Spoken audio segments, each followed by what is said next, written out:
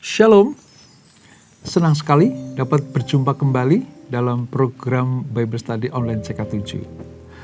Hari ini saudara, kita akan melanjutkan pembelajaran kita dari Injil Lukas pasal yang ke-6. Nah, ada banyak perikop yang harus kita pelajari, namun akan kita rangkum karena ada beberapa perikop yang memiliki kesamaan. Seperti ketika murid-murid Yesus memetik gandum pada hari Sabat, lalu Yesus menyembuhkan orang sakit pada hari Sabat. Nah, itu semuanya itu dikritik oleh orang-orang Farisi, ahli-ahli Taurat, yang pernah kita pelajari pada pertemuan terakhir kita di pasal yang ke-5. Lalu ada bagaimana Yesus mulai memanggil ke-12 muridnya. Nah, ini akan kita pelajari nanti saudara. Dan ucapan bahagia tentang ajaran-ajaran atau anggur yang baru yang Tuhan Yesus berikan kepada para muridnya. Bukan untuk menghapus hukum Taurat, tetapi menyempurnakannya. Nah, lengkapnya seperti apa saudara? Mari, sebelum kita membaca dan merenungkan, mempelajarinya, kita minta Roh Kudus mengurapi kita. Kita sembah Dia, kita agungkan namanya, kita puji Dia.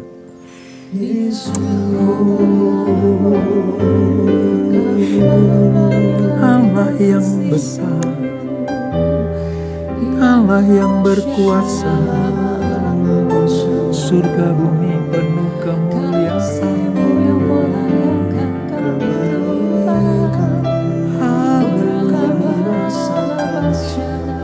Haleluya, haleluya.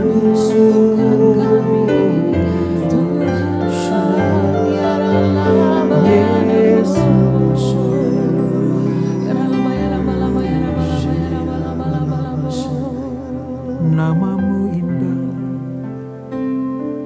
Yesus. Mengasihi lebih sungguh, mengasihi lebih sungguh. Tuhan lebih dulu mengasihi kepadaku, mengasihi lebih sungguh, mengasihi lebih sungguh, mengasihi lebih sungguh. Tuhan lebih dulu mengasihi kepadaku, mengasihi lebih sungguh, mengampuni lebih sungguh, mengampuni lebih sungguh. Tuhan lebih dulu mengampuni kepadaku, mengampuni lebih sungguh, mengampuni lebih sungguh, mengampuni lebih sungguh.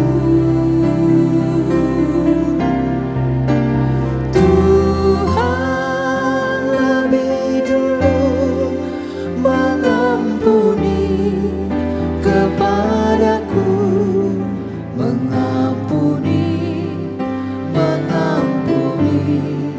lebih sungguh.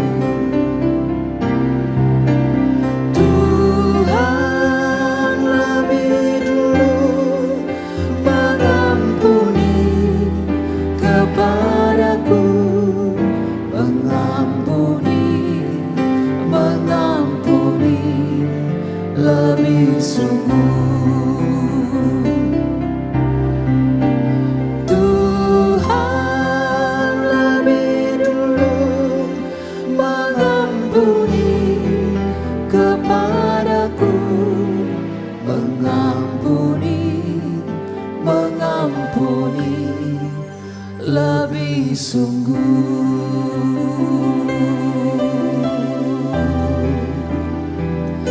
Yesus Tuhan, Kau telah mengasihi kami.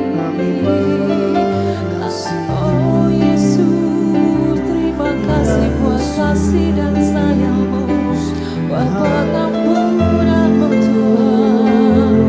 Terima kasih.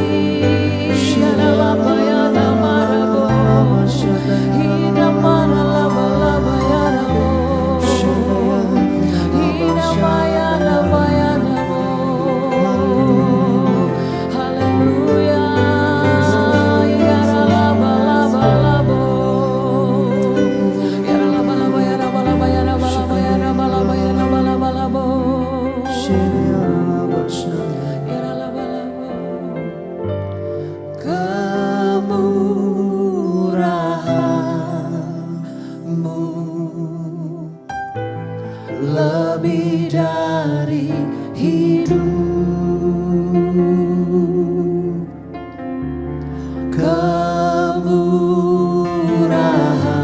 Kemurahan-Mu lebih dari hidup, bahwa lidahku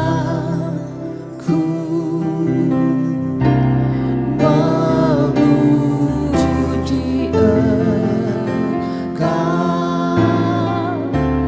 Kemurahan-Mu lebih dari hidup.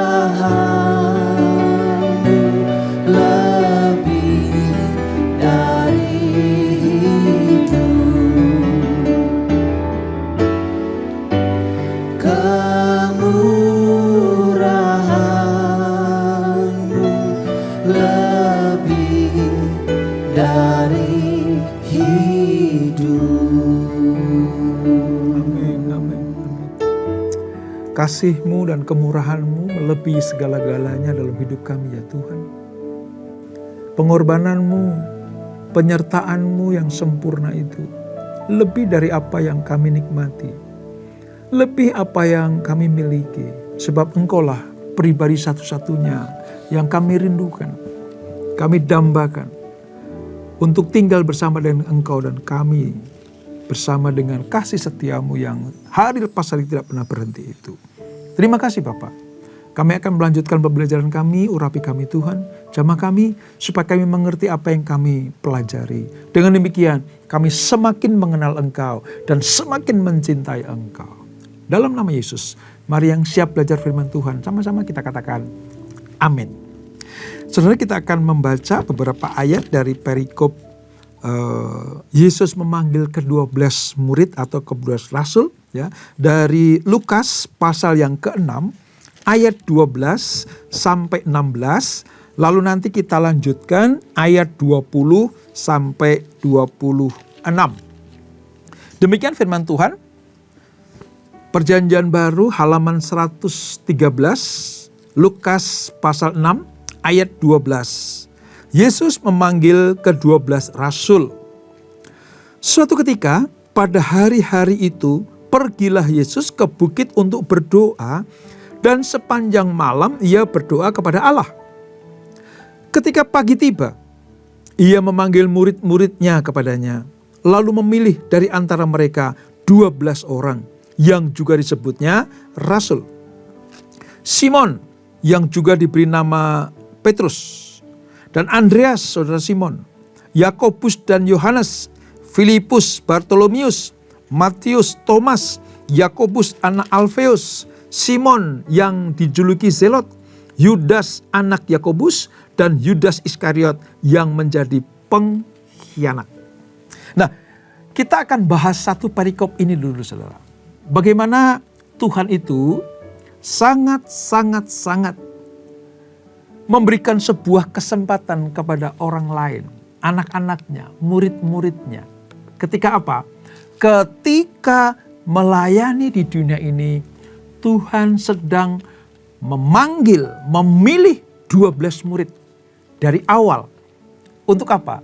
Untuk bersama-sama dengan Yesus memperlebar kerajaan Allah, memberikan sebuah pemahaman tentang kebenaran-kebenaran ilahi. Karena dalam diri para murid nanti akan diberikan kuasa oleh Yesus sendiri.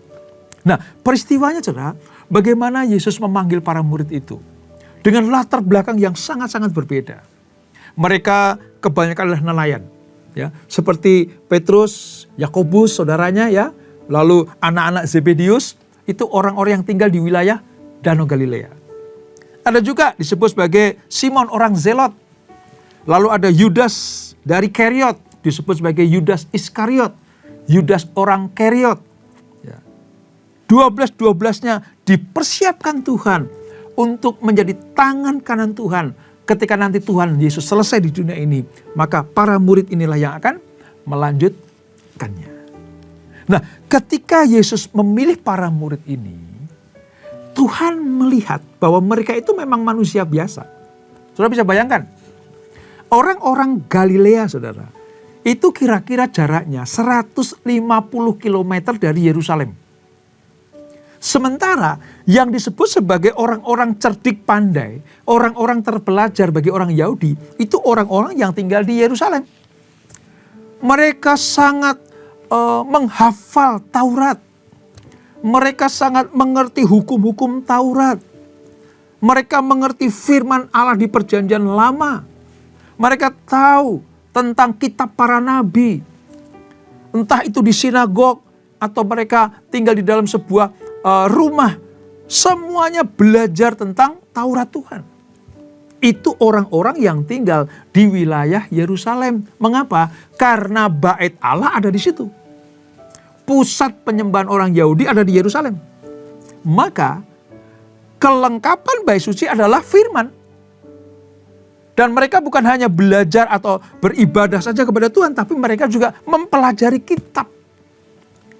Jadi kalau boleh dibilang ya saudara, bahwa orang-orang yang di Yerusalem itu lebih terdidik, pandai, terpelajar, dan dihormati.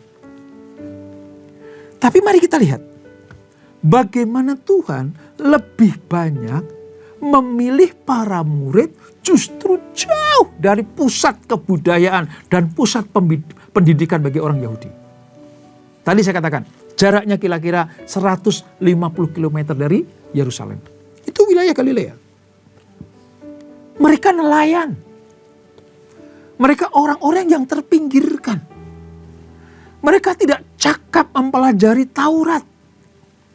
Mereka tidak pandai untuk mengajar. Mereka orang-orang pinggiran. Mohon maaf ya, seperti para nelayan itu kan tinggalnya di pinggiran kota. Jauh dari hiruk pikuknya metropolitan. Tetapi mengapa Yesus memilih mereka dibanding orang-orang yang tinggal di Yerusalem? Bukan berarti Yesus benci kepada orang-orang Yerusalem. Tapi Tuhan memberikan sebuah pengertian buat kita semuanya. Bahwa Tuhan memakai orang yang biasa-biasa saja. Yang tidak terpandang. Kaum marginal. Bukan kaya raya. Tapi dipilih Tuhan. Karena nanti Tuhan menghendaki para muridnya bukan mengandalkan kekuatannya. Bukan mengandalkan kecerdikan dan kepandaiannya. Tetapi Tuhan mau mereka mengandalkan kuat kuasa ilahi. Yaitu Yesus Kristus dan Roh Kudus di dalam pelayanannya. Allah tidak menentang orang yang cerdik pandai.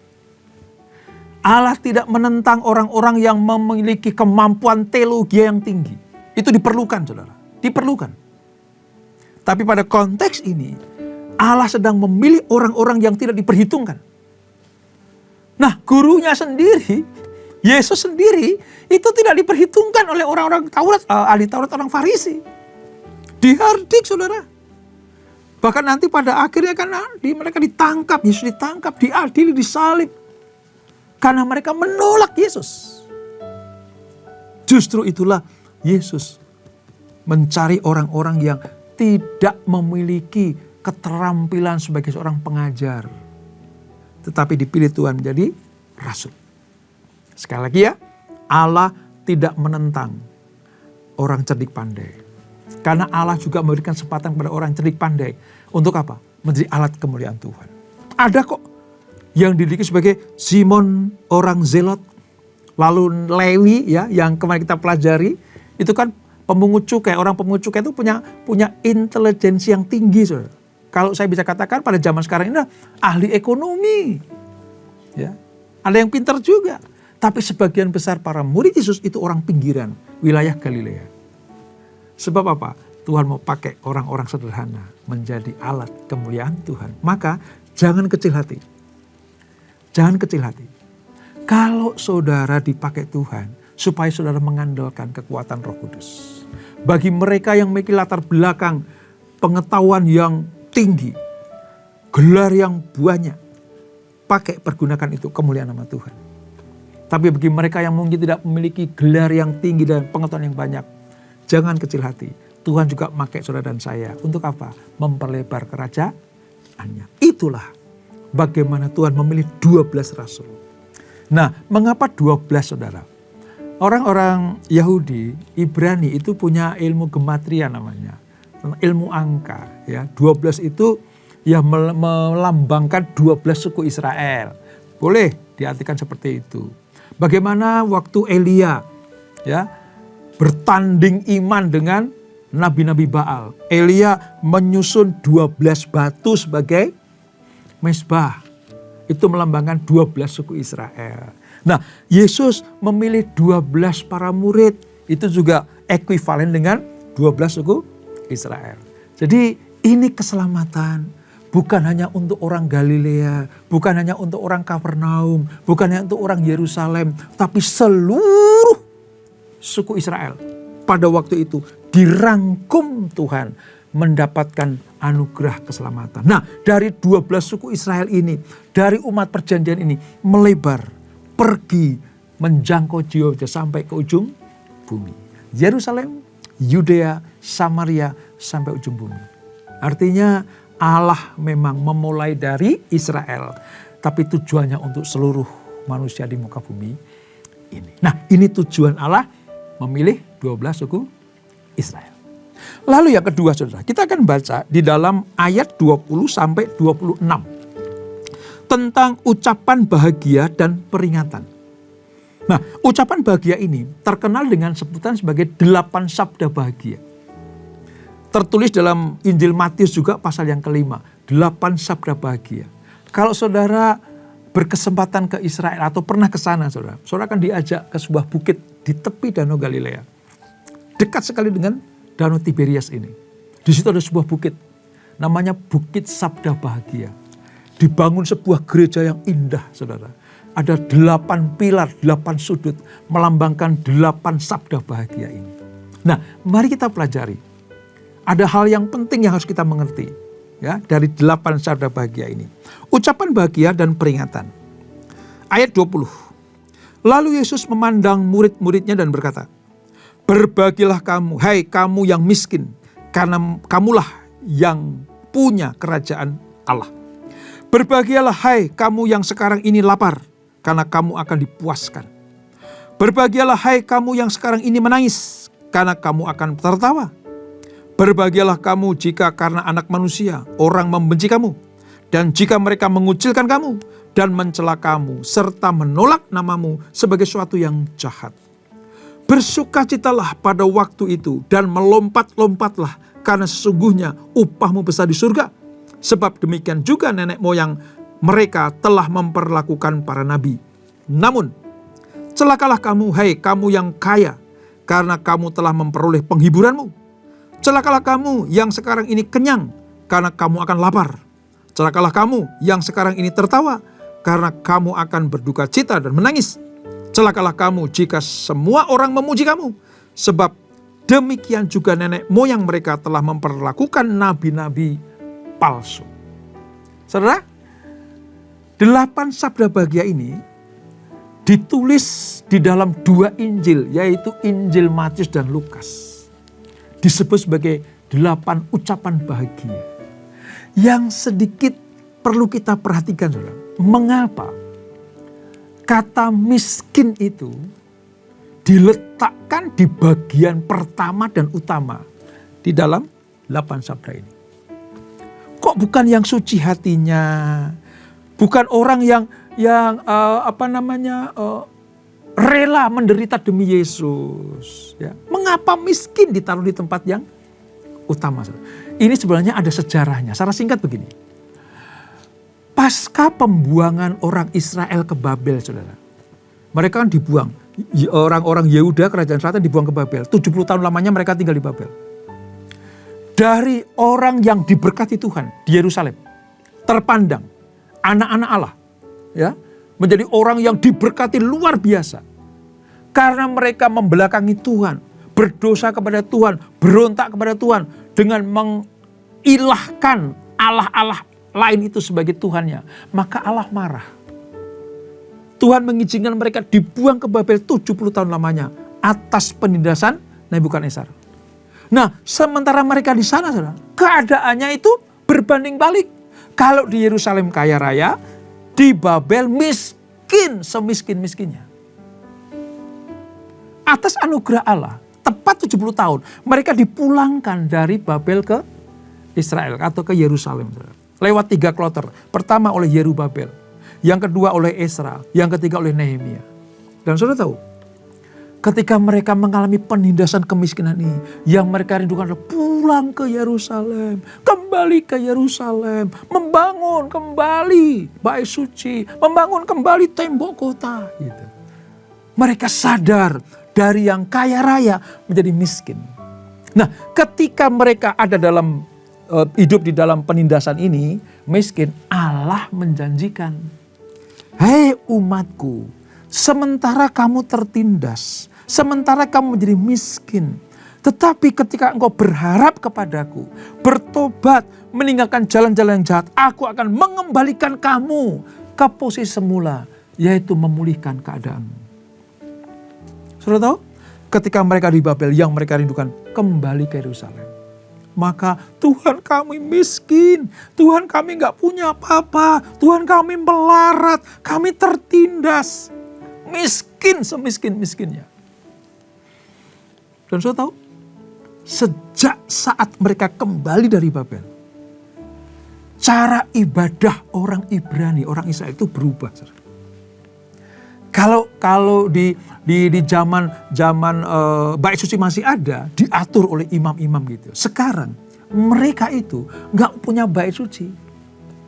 Sampai sekarang bait suci yang telah dihancurkan oleh Titus pada tahun 70 nggak ada lagi. Nah, ketika mereka memulai ibadah, mereka mengakui Tuhan, kami ini miskin di hadapan-Mu. Sejak mereka keluar dari Babel, sampai sekarang ini. Bahkan ketika mereka sudah diberkati, mereka sudah dipulihkan, dikembalikan kekayaannya, dikembalikan kemakmurannya. Setiap mereka datang pada Tuhan, dia berkata, Tuhan, aku miskin di hadapan-Mu. Nah, kata miskin di hadapan Allah bukan berarti miskin harta benda. Bukan miskin kekayaan. Tapi miskin di sini artinya apa? Tuhan, yang aku punya, yang aku miliki, ini semua berasal daripada-Mu. Engkau yang memulihkan, Engkau yang memberkati kami. Engkau yang mengembalikan kami dari Babel ke Yerusalem. Jadi tanpa Engkau, kami tidak bisa berbuat apa-apa. Itu kata miskin. Makanya ketika Tuhan bilang dalam satu pilar 8 sabda bahagia, yang pertama ditaruhnya miskin di hadapan Allah. Itu artinya Tuhan mau anak-anaknya mengakui bahwa tanpa Tuhan mereka gak bisa berbuat apa-apa. Tuhan mau anak-anaknya mengikrarkan kasih setia kepada Tuhan. Di luar Tuhan kami gak bisa memiliki apa-apa. Bahkan ketika kami memiliki apa-apa, itu semua dari Tuhan. Nah, orang yang berbahagia, orang yang punya karakter seperti ini. Ingat ya, pelajaran kita. Allah tidak menentang orang kaya. Allah tidak melarang saudara diberkati secara jasmani. Allah tidak pernah melarang kita menyimpan perbendaharaan kekayaan. Tetapi yang Tuhan minta, akui bahwa di luar Tuhan kamu tidak bisa berbuat apa-apa. Sehingga kita mengakui kekayaan kita, ya, harta benda kita, pendidikan kita yang tinggi, gelar-gelar kita yang di belakang nama kita, itu semua karena Tuhan. Makanya Tuhan berkata, berbahagialah orang yang memiliki pengertian dan karakter seperti itu. Sebab orang yang sadar akan kemiskinannya dan butuh Tuhan akan membuka kebahagiaan-kebahagiaan yang lain. Murni hati, suci hati, ya, orang yang mau berkorban, ya, yang lapar karena kebenaran, semuanya akan didapatkan kalau kita punya karakter miskin di depan Allah. Ini yang Tuhan mau. Nah, dari pelajaran ini kita belajar bagaimana kepuasan jiwa kita, bagaimana kepuasan kehidupan kita itu hanya di dalam Tuhan. Itu intinya. Israel pernah berkali-kali menyakiti hati Tuhan. 10 suku di utara itu menyakiti Tuhan, dibuang ke Asyur. Selatan juga begitu, berbuat dosa, dibuang ke Babel, seperti yang saya ceritakan tadi. Mereka betul-betul dihalau dari tanah perjanjian. Karena mereka tidak pernah mengaku, tidak pernah menyadari bahwa yang mereka terima, kesuksesan mereka, pencapaian mereka itu dari Tuhan. Maka Tuhan sangat-sangat marah. Dia marah dan menghukum umatnya. Tapi sementara dia menghukum, dia mengembalikan, memberikan sebuah kesempatan untuk pemulihan. Tetapi Tuhan minta, sekarang kamu rasakan bagaimana tinggal di pengasingan. Kamu rasakan, hei suku-suku di utara, bagaimana tinggal di Asyur. Dijajah di Asyur, diperbudak di Asyur. Hei orang selatan, Yehuda dan Benyamin, bagaimana kamu diperbudak di Babel. Kamu rasakan bukan? Bahkan kalau kamu jauh dariku, rasa kemiskinan itu, peristiwa-peristiwa yang mengerikan itu dalam hidupmu. Tapi Tuhan berikan penghiburan. Sekarang kamu tahu ya, kamu harus mengakui, tanpa aku, kamu gak bisa berbuat apa-apa. Ini pengertian miskin di depan Allah itu seperti itu. Nah, mari kita terapkan dalam kehidupan kita, saudara. Kita aplikasikan dalam kehidupan kita. Sekalipun saudara diberkati Tuhan berlimpah-limpah, tetapi akui bahwa tanpa Tuhan kita nggak bisa mencapai hal itu. Sekalipun kamu dalam keadaan yang udah nggak ada yang ketakutan lagi, ya, harta banyak, anak-anak sehat, suami istri sehat, takut akan Tuhan, ya, mendapat pandangan yang baik dari orang-orang lain, karena hidup terpandang gitu, dihormati. Tapi kalau kita punya mentalitas miskin di depan Allah, artinya yang aku dapatkan ini, yang aku terima ini semuanya karena Tuhan. Sebab di luar Tuhan aku gak bisa berbuat apa-apa. Itu namanya miskin di depan Allah. Dan saudara tahu, itu yang sebagai kebahagiaan yang sejati. Suatu kelak nanti, orang yang merasa miskin di depan Allah, yang lapar akan kebenaran, hidup dalam kesucian kemurnian, akan mendapatkan upah dari Tuhan. Upah dari Tuhan. Apa itu? Kepuasan, sukacita, tawaria. Akan ada sorak-sorai bagi Tuhan. Sebab secara bertolak belakang, ya, Injil Lukas itu menyatakan ada hal-hal yang sifatnya bertolak belakang. Celakalah kamu, ya, orang yang kaya. Ingat ya, bukan Allah menentang orang kaya.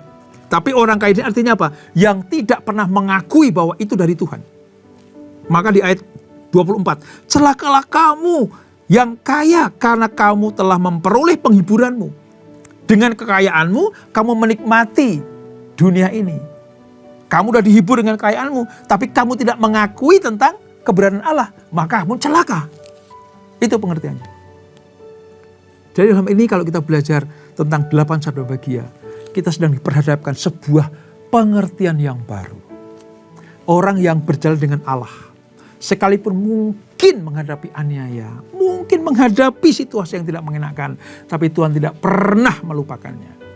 Tapi sebaliknya, orang yang menikmati berkat, orang yang hidup dalam kelimpahan, orang yang berkelimangan dengan harta benda, kalau tidak tinggal di dalam Tuhan, Tuhan bilang celakalah kamu.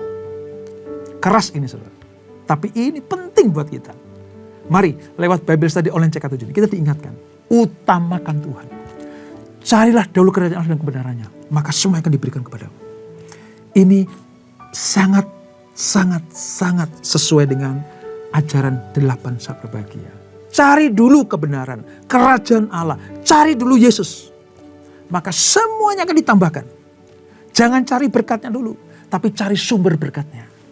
Maka dengan demikian, kita bukan hanya mendapatkan berkatnya, tapi kita juga memperoleh sumber berkatnya. Oleh sebab itu, semakin cintai Yesus, sayangi Yesus, menghidup dengan setia, maka Tuhan memberikan mahkota kehidupan buat saudara dan saya. Dan itulah Lukas pasal yang ke-6. Kita berdoa. Bapak, terima kasih untuk pelajaran hari ini. Kami diajarkan bagaimana sebagai murid-murid Tuhan Yesus, kami dipersiapkan, diperlengkapi dengan kuat kuasa Roh Kudus untuk pergi menjangkau jiwa-jiwa, memperlebar kerajaan Allah dalam amanat agung yang Tuhan berikan. Seperti Yesus memilih 12 rasul, bukan hanya untuk memberkati orang Israel, tapi juga menjadi berkat bagi banyak bangsa. Dengan demikian, tercapailah cita-cita Tuhan, supaya semua lutut bertelut, lidah mengaku Yesus adalah Tuhan. Kami juga belajar bagaimana konstitusi yang baru tentang kebahagiaan yang sejati. Bukan dipengaruhi oleh harta benda. Kebahagiaan yang sejati bukan dipengaruhi oleh kekayaan. Tapi kebahagiaan sejati adalah dipengaruhi oleh kehadiran Tuhan di dalam hidup kami. Kami belajar bagaimana miskin di depan Allah menjadi pembuka bagi kebahagiaan-kebahagiaan yang lain. Kami mau terus tinggal di dalam Engkau. Mengakui apa yang kami miliki. Pencapaian-pencapaian kami. Kesuksesan kami. Keberhasilan kami. Semuanya datangnya dari Tuhan. Terima kasih Yesus. Terima kasih Roh Kudus. Untuk pengertian yang luar biasa yang Kau berikan buat kami semuanya. Sebelum kami tinggalkan acara ini. Kami siapkan hati kami untuk terima berkat yang daripada-Mu. Kekasih-kekasih Kristus arahkan hatimu pada Tuhan. Terimalah berkat kasih anugerah dari Allah Bapa yang berlimpah-limpah di dalam anaknya yang tunggal Tuhan Yesus Kristus, dan persekutuan yang manis dalam Roh Kudus menyertai kita semuanya. Mulai saat ini sampai Maranatha. Yesus datang yang kedua kali menjemput kita semuanya. Bertemu di awan-awan yang permai. Menikmati kemuliaan kekal sampai selama-lamanya. Yang diberkati. Sama-sama kita katakan. Amin. Tuhan Yesus memberkati.